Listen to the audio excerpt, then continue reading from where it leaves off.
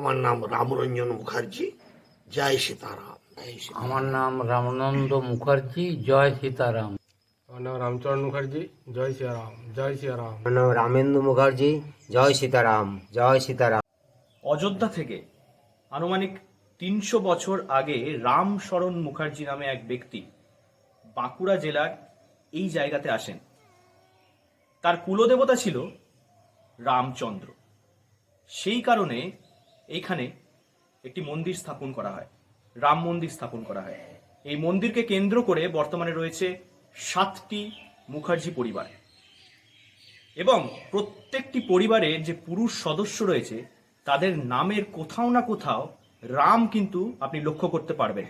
অর্থাৎ প্রতিটি পুরুষ সদস্যের নামে রাম থাকাটা ম্যান্ডেটরি। এই মুহূর্তে বাঁকুড়ার রামপাড়াতে রয়েছেন ৪০ জন সদস্য, পুরুষ সদস্য। আমরা জানবো এই রামপাড়ার ইতিহাস। রামপাড়ার ইতিহাস বলতে এই ২৫০-৩০০ বছর পুরনো এই মন্দির, এবং আমাদের দাদু পরদাদু থেকে আরম্ভ করে সবারই নামের আগে রাম। এই জন্যই এই রামপাড়া নামে জায়গাটাকে প্রসিদ্ধ হয়। রামপাড়ায় রাম নামটা পুরুষদের নামে থাকাটা ম্যান্ডেটরি। পুরুষদের নামের আগে রাম অতি অবশ্যই থাকবে। আর এখনো পর্যন্ত এই যতজন পুরুষ জন্মগ্রহণ করেছে একটা নাম দ্বিতীয় জনের আর হয়নি।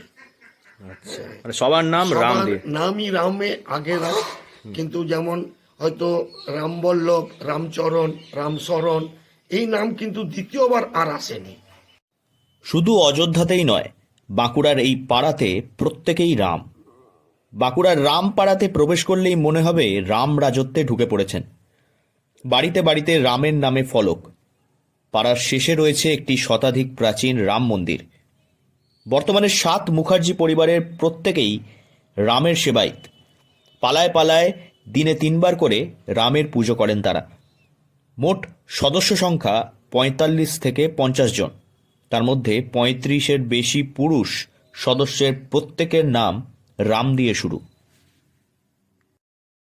এই জায়গার নাম এটা হচ্ছে বাঁকুড়া জেলার আঁচুড়ি গ্রাম পঞ্চায়েতের সারমান পশ্চিম গ্রাম। আমাদের পাড়ার নাম রামপাড়া। রামপাড়া কতগুলি পরিবার রয়েছে এখন? আমাদের বর্তমানে এখন 7টি পরিবার রয়েছে। আমাদের পিতৃপুরুষের নাম যেমন রামশরণ মুখার্জি, রামবল্লভ মুখার্জি, রামকৃষ্ণ মুখার্জি, আর রামকানাই মুখার্জি, রামময় মুখার্জি।